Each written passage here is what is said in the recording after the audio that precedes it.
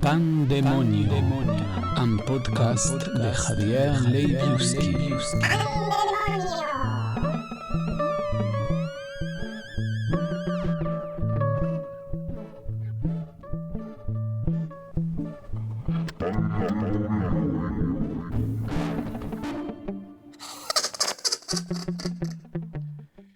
Salut tout le monde. Le texte de cette semaine a été publié en 2006 dans mon premier livre, Llueve Núñez.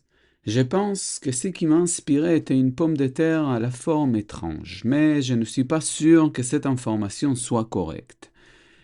Le titre du texte en espagnol, Papa Encinta, est un jeu de mots difficile à traduire en français. Encinta veut dire enceinte, mais aussi encinta, en deux mots, dans un ruban, ou enveloppé par un ruban.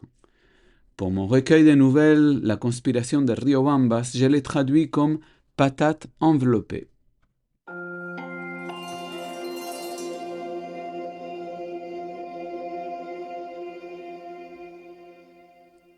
Elle est arrivée pour mon 24e anniversaire, enveloppée dans un ruban, comme ceux qu'on utilise pour les œufs de Pâques. Ça m'a beaucoup surpris. Qui pouvait m'offrir une pomme de terre pour mon anniversaire? Habitué à avoir des amitiés bizarres, j'ai laissé les tubercules sur une étagère et je me suis mis à préparer la fête. La soirée fut un succès.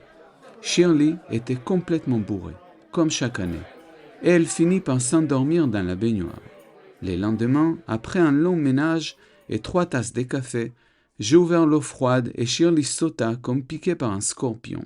« Bonjour chérie !» j'ai crié un peu hystérique. « C'est l'heure de partir à la maison !» Ma voix ressemblait à celle des locuteurs qui annoncent les prix dans les programmes de télé décérébrés. La fille s'éleva difficilement, puis elle partit. Enfin seul, je me suis mis à ouvrir les cadeaux. Comme prévu, tous furent des vraies merdes. Même si après au téléphone j'allais dire « oui, j'adore » et aussi « oh, merci » avec une voix douce et tendre.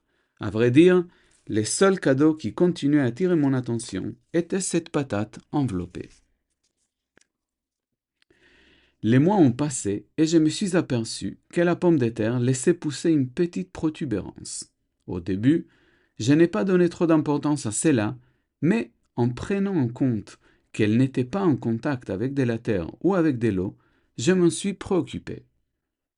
Je suis allé la montrer à Monsieur Arsenic, le marchand des fruits et légumes du coin. Il la regarda longtemps, puis, avec un petit sourire, il dit « Tu vas être papa ». Pâle, je suis retourné à la maison, patate en main. Comment c'est possible? Nous avons toujours fait attention. On m'avait déjà averti dans les cours de catéchisme, mais moi, j'ai continué à jouer avec les feux. Et maintenant, quoi faire? Attendre. Ma vie changea complètement. J'ai arrêté les cigarettes, j'ai réaménagé la maison et changé mes habitudes. Elle arriva 9 mois plus tard.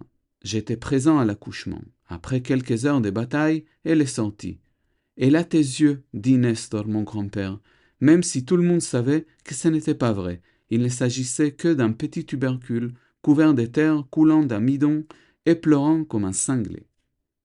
Nous l'avons appelée Noisette, et malgré l'opposition de la mère, nous la mangeâmes accompagnée de ses camarades de classe pour mon 25e anniversaire.